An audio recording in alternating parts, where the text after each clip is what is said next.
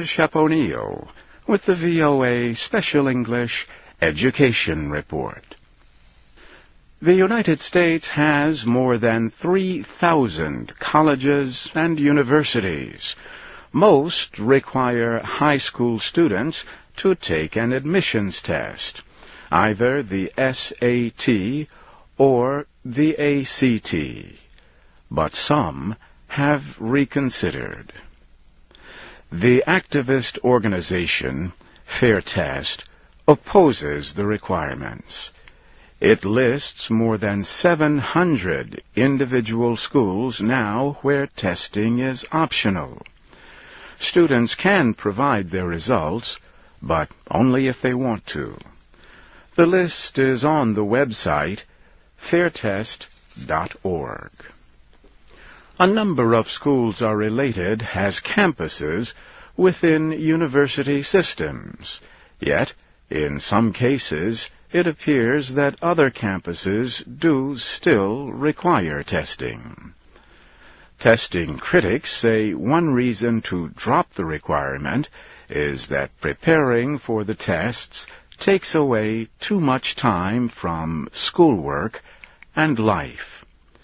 They say the requirement places too much importance on one test and causes too much stress for students. Admissions officers at other schools, however, say test scores are important, but are only one of the things they consider.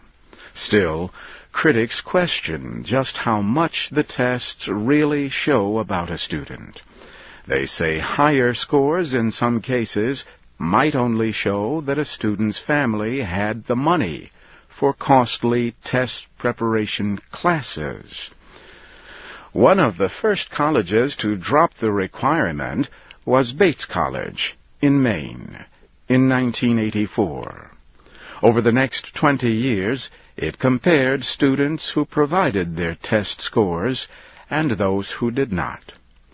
The study found that grades and graduation rates were the same. Bates College also found an increase in the number of women, minorities, and poor students who applied.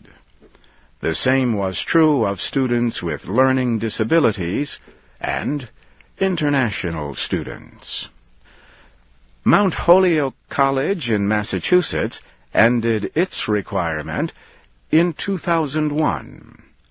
Mount Holyoke is a small, highly rated liberal arts college for women.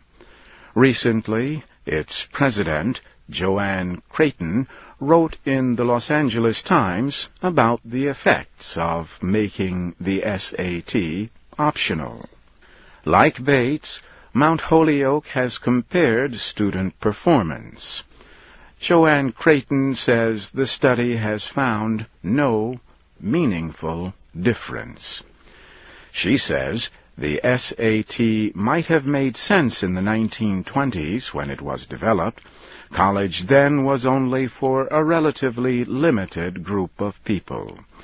But she says American students and schools are too different today for what she calls a one-size-fits-all test.